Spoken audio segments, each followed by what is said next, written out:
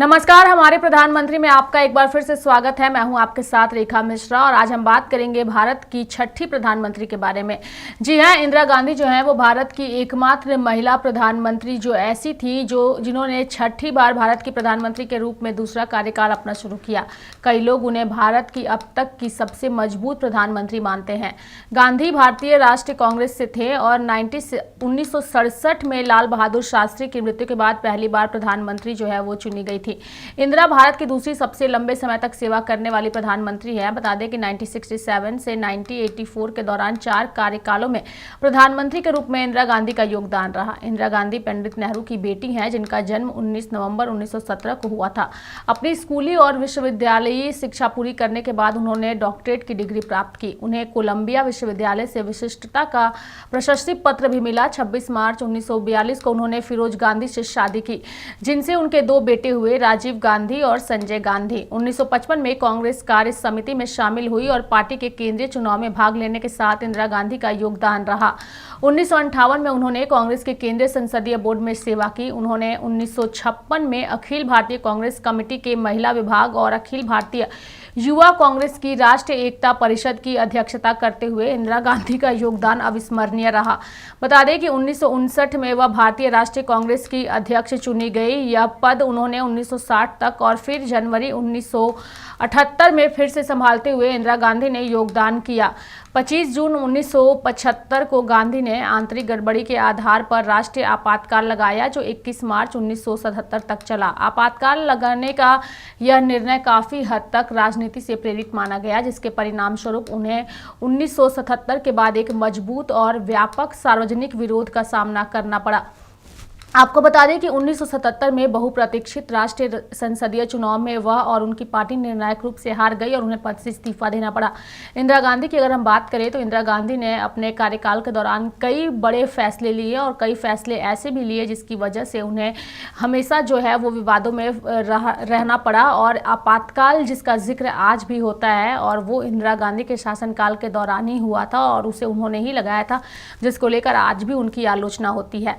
आज हमारी सहयोगी काजल हमारे साथ जुड़ चुकी हैं और आज इंदिरा गांधी के उस आपातकाल का जिक्र हम काजल से करेंगे, चूंकि आपातकाल का जिक्र आज भी कई लोगों के जेहन में है। कहते हैं कि उस आपातकाल के दौरान नेताओं को जबरन जो है वो जेल में डाल दिया जाता था और साथ ही पत्रकारों पर कई तरह की जो है वो रोक लगा दी गई थी। उन सभी मुद्दों को लेकर के आज हमारी सहयोगी काजल से हम बातचीत करेंगे।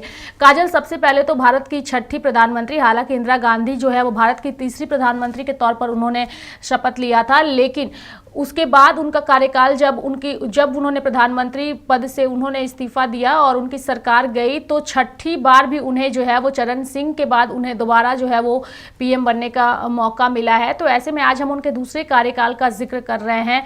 क्या कुछ आप कहना चाहिएगा इंदिरा गांधी को लेकर काजल?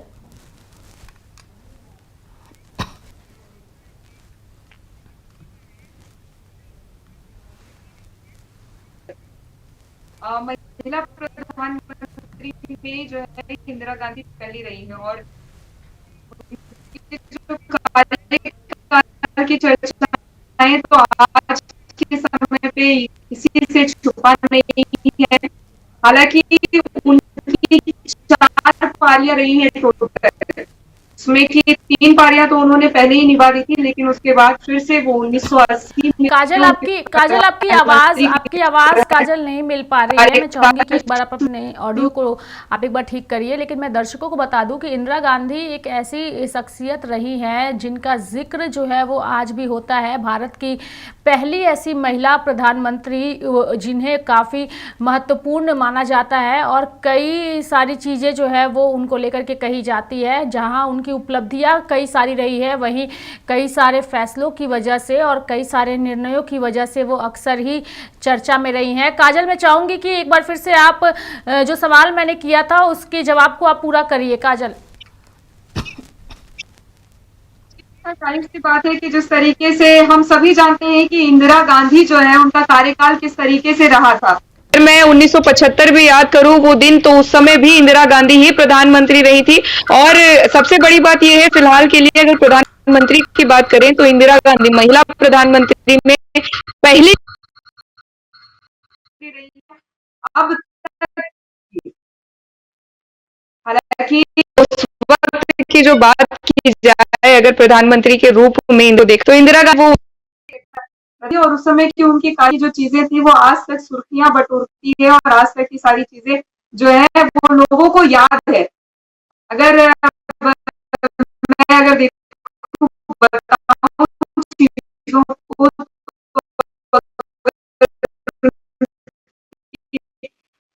जो पारियां थी वर्ष 1966 से 1977 तक लगातार इंदिरा गांधी प्रधानमंत्री रही है, प्रधान रही और इतने लंबे समय तक चली।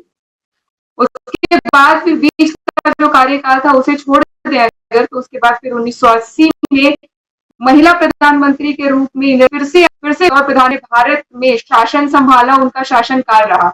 लेकिन अगर 1975 की मैं बात करूं, अगर इतिहास के पन्नों पे गौर करें रेखा तो 1975 का जो कार्यकाल रहा, चूंकि प्रधानमंत्री अब तक बहुत रहे हैं, गांधी से प्रधानमंत्री हैं और उसके बाद फिर इंदिरा गांधी मंत्री बनी, फिर से उनको एक और पारी मिली, चौथी पारी में वो फिर से बनी। तीसरी पारी थी प्रधानमंत्री बनने की रेखा, उस वक्त में 25 जून का तारीख आया था और 1975 आया था, जिस दौरान उन्होंने आपातकाल की भी चीजें सामने आई थी। वक्त उनकी सरकार थी, प्रधानमंत्री वो थे और उस वक्त प्रधानमंत्री होने के बाद उनकी आपातकाल की चीजें आई थी। आपातकाल लगाने के पीछे तो बहुत ही लंबी चौड़ी इतिहास है रेखा, लेकिन आज तक किसी प्रधानमंत्री का ये इतिहास नहीं रहा है कि पूरे भारत देश में आपातकाल लगा दिया जाए। अगर बात करें शासन की तो कुछ यूं चल रही थी कि यूं कह ले कि सेंसर लगा दिया गया था।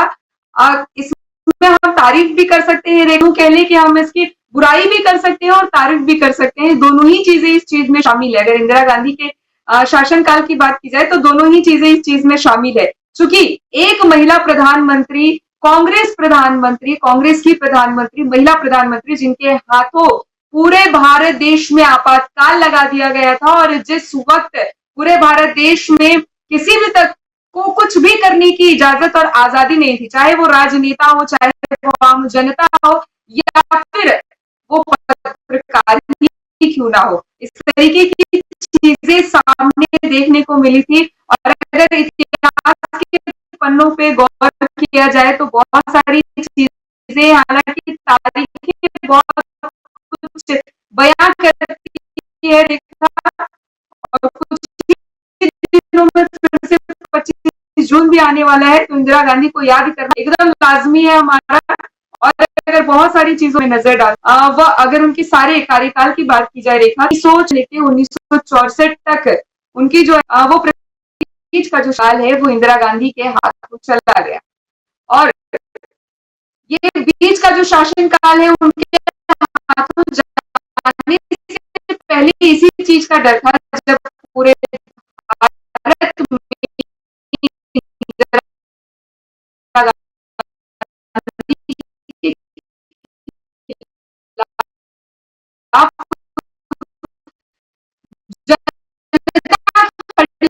हो गई थी और जिसके बाद इंदिरा गांधी आपकी आवाज काफी कट रही है काजल, मैं चाहूंगी कि आप एक बार फिर से हमारे साथ जुड़िए और तब तक मैं दर्शकों को जो है वो इंदिरा गांधी को लेकर के एक बार फिर से कुछ महत्वपूर्ण चीजों पर दर्शकों का ध्यान आकृष्ट करना चाहूंगी। क्योंकि इंदिरा गांधी भारत की एकमात्र महिला प्रधानमंत्री थी। कई लोग उन्हें भारत की अब तक की सबसे मजबूत प्रधानमंत्री मानते हैं। गांधी भारतीय राष्ट्रीय कांग्रेस से थे और 1967 में लाल बहादुर शास्त्री की मृत्यु के बाद पहली बार प्रधानमंत्री चुने गए थे। इंदिरा गांधी भारत की दूसरी सबसे लंबे समय तक सेवा करने वाली प्रधानमंत्री हैं। 1967 से 1984 के दौरान 4 कार्यकालों में प्रधानमंत्री के रूप में इंदिरा गांधी का योगदान रहा। इंदिरा गांधी पंडित नेहरू की बेटी हैं, जिनका जन्म 19 नवंबर 1917 को हुआ था। अपनी स्कूली और विश्वविद्यालय शिक्षा पूरी करने के बाद उन्होंने डॉक्टरेट की डिग्री प्राप्त की। उन्हें कोलंबिया विश्वविद्यालय से विशिष्टता का प्रशस्ति पत्र भी मिला। 26 मार्च 1942 को उन्होंने फिरोज गांधी से शादी की, जिनसे उनके 2 बेटे हुए, राजीव गांधी और संजय गांधी। संजय गांधी जो है वो इंदिरा गांधी के साथ ही राजनीति में काफ़ी आगे बढ़ रहे थे। उस वक्त राजीव गांधी का राजनीति से दूर तक नाता नहीं था, लेकिन संजय गांधी की मृत्यु के बाद जो है वो जिस तरीके से परिवर्तन हुआ और राजीव गांधी के हाथों में जो है वो राजनीति की कमान जिस तरीके से देखने को मिली, उसके बाद कई तरह की चर्चाएं शुरू हो गई। वहीं अगर हम 1955 की बात करें तो 1955 में कांग्रेस कार्य समिति में शामिल हुई और पार्टी के केंद्रीय चुनाव में भाग लेने के साथ इंदिरा गांधी का योगदान रहा। हमारी सहयोगी काजल जो है वो एक बार फिर से हमारे साथ जुड़ चुकी हैं। काजल, चूंकि इंदिरा गांधी को गूंगी गुड़िया भी कहा जाता था, आखिर इसके पीछे की क्या कहानी है, एक बार वो भी दर्शकों को बताइए काजल। जाहिर सी बात है, देखो कि गुड़िया का जो नाम है उन्हें दिया गया था और हालांकि ये नाम उन्हें एक विशेष व्यक्ति ने दिया था, गूंगी गुड़िया। और यूं कहे कि जब वो आगे बढ़ी और जब वो आगे बातों को रखने लगी इंदिरा गांधी, तो उस व्यक्ति को इस बात का भी अफसोस हुआ। यूं कह ले कि वो आगे उस वक्त तक रहे नहीं कि उन्होंने इस गूंगी गुड़िया जो नाम दिया था वो देखने के लिए वो रहे नहीं। चूंकि एक समय था रेखा की इंदिरा गांधी काफी चुप चुप रहा करती थी। किसे मालूम था कि रेखा ये इंदिरा गांधी इतने आगे तक आई प्रधानमंत्री। चूंकि बताया जाता है कि शुरू से अगर हम इतिहास के पन्नों पे नजर डालें तो ये बताया जाता है कि शुरू से इंदिरा गांधी को राजनीति में दिलचस्पी नहीं थी, लेकिन कांग्रेस में जैसे ही उन्हें पद मिलने लगे और वो कई तरह के संगठनों में भी काम कर चुकी हैं। हालांकि राजनीति से उनका जो वास्ता है वो थोड़ा, लेकिन जैसे जैसे वो राजनीति आगे बढ़ने लग गई रेखा, उन्हें पद मिलने लगे। कई तरह के पदों के बाद लोकसभा में कई बार चुनाव लड़ने के बाद कई चीजें करने के बाद राजनीतिक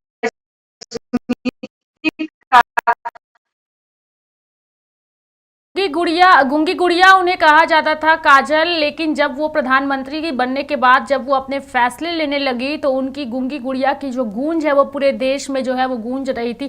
और उस वक्त कांग्रेस पार्टी में शामिल कई नेता भी ये मानने लगे थे कि जो इंदिरा गांधी हैं उनका व्यक्तित्व और उनके फैसले राष्ट्रीय हित में जिस तरीके से सामने आ रहे हैं वो अच्छे अच्छे नेताओं को टक्कर देती हुई नजर आ रही थी। तो गूंगी गुड़िया भले उन्हें नाम दिया गया था, लेकिन प्रधानमंत्री बनने के बाद जिस तरीके से गूंगी गुड़िया के देश में गूंज मचाई, उसके बाद हर कोई उनके फैसलों और उनकी व्यक्तित्व का जो है वो व्यक्तित्व की सराहना करता हुआ ही नजर आया। तभी तो उनके कार्यकाल और आज भी इंदिरा गांधी को इतना याद किया जाता है, चूंकि भारत की एकमात्र महिला प्रधानमंत्री जिनका लोहा आज भी पूरा विश्व मानता है। जिस तरीके से इंदिरा गांधी ने अपने पिता की विरासत को संभाला और आज भी जो है उस विरासत को आगे बढ़ाने का जिम्मा इनकी ही बहू जो है वो सोनिया गांधी और इनके पोते राहुल गांधी उठा रखे हैं, उसकी सराहना भी की जा सकती है। हालांकि अगर हम इंदिरा गांधी के बच्चों की बात करें तो संजय गांधी और राजीव गांधी इनके दो बेटे थे। हालांकि संजय गांधी जो है वो उनके बड़े बेटे थे, जिनकी पत्नी मेनका गांधी जो आज बीजेपी में है और वरुण गांधी जो कि आज बीजेपी में है। भले ही वरुण गांधी को टिकट पार्टी की ओर से नहीं दिया गया है, लेकिन मेनका गांधी को आज भी पार्टी की ओर से टिकट दिया गया है।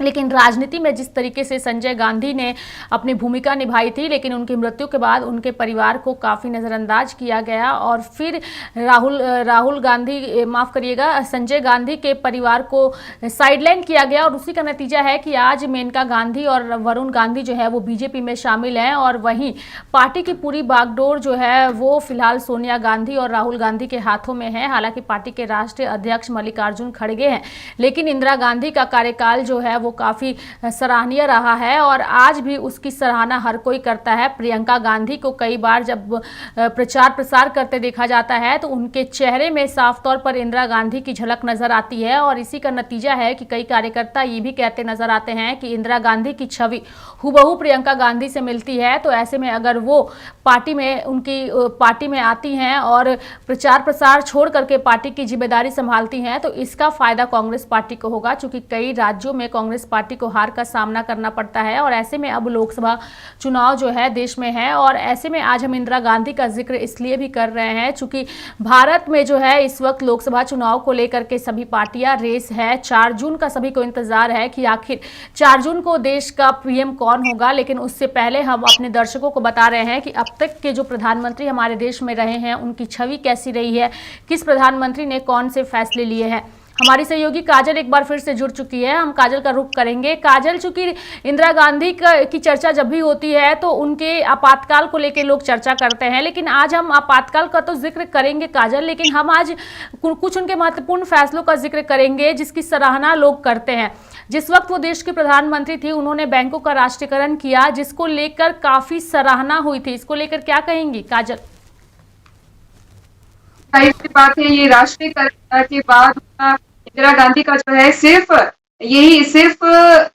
और सिर्फ कांग्रेस पार्टी ने ही नहीं, बल्कि अगर मैं बात करूं कुछ जो विपक्ष के नेता थे उस वक्त में, उन्होंने बहुत ही ज्यादा सराहना की थी रेखा। और इंदिरा की उस सरकार के पास जनता के बीच जब करिश्माई अपील का समर्थन प्राप्त हुआ था, और जिसके बाद एक सरकार के कई ऐसे फैसले थे, जैसा कि आपने बताया रेखा, कई ऐसे फैसले थे कि उन्हें उनकी सराहना का, उसमें से एक प्रमुख फैसला था राष्ट्रीयकरण, बैंकों का राष्ट्रीयकरण, जिसमें कि 1969 में उन्होंने बैंकों का राष्ट्रीयकरण किया था। और ये सारी चीजें 1970 में राज्य उन्मूलन भी सारी चीजें शामिल थी। राष्ट्रीयकरण की अगर मैं बात करूं बैंकों के, तो इस करके मैं पहले ही कि सिर्फ और सिर्फ कांग्रेस के ही नहीं, बल्कि कुछ, मैं सारे नेताओं की बात नहीं करूंगी, कुछ विपक्ष ने भी इस बात की सराहना की थी। आम जनता में तो इन सारी चीजों को लेकर के सराहना का मुद्दा है ही, आम जनता भी इन सारी चीजों को लेकर के सराहना कर रहा था। लेकिन अगर हम राष्ट्रीयकरण की बात करें रेखा, तो राष्ट्रीयकरण में शामिल है कि भारतीय बैंकिंग प्रणाली में क्षेत्रीय ग्रामीण बैंकों की स्थापना भारतवर्ष के कृषकों और पिछड़े वर्ग के लोगों के जीवन में क्रांतिकारी बनी गई।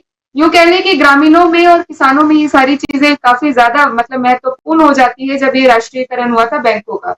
और ये चूंकि स्थापना के कुछ मूल उद्देश्य थे, छोटे और मझोले स्तर के जो किसान थे, जैसा कि मैंने बताया, किसानों को भी काफी ज्यादा फायदा हुआ इन सारी चीजों को लेकर के। भूमिहीन मजदूर भी इसमें शामिल है, और बैंकिंग सेवाओं से जो सुविधाओं का पहुंचाया गया उन लोगों को, उससे काफी ज्यादा राहत रही किसानों को, मजदूरों को, और भूमिहीन जो किसान थे उन लोगों को भी काफी, सिर्फ उस वक्त के लिए नहीं रेखा, बल्कि कई लंबे समय तक बैंकों के राष्ट्रीयकरण से एक लंबे समय तक किसानों को, भूमिहीन लोगों को और जो छोटे कार्यकर्ता थे उन लोगों को इन सारी चीजों से राष्ट्रीयकरण से काफी ज्यादा फायदा देखने को मिला रेखा। और अगर बात करूं मैं, बहुत सारी चीजें शामिल है, और यूं कह लें कि इस सारी चीजों में 1975 अंतर्गत देने वाले निर्धारण और स्थानीय जरूर दृष्टिकोण, माफ कीजिएगा, 1975 में जो आपातकाल लगा, अगर मैं उस पर भी नजर डालूं तो कहीं ना कहीं किसानों को इन सारी चीजों से परेशानी हुई।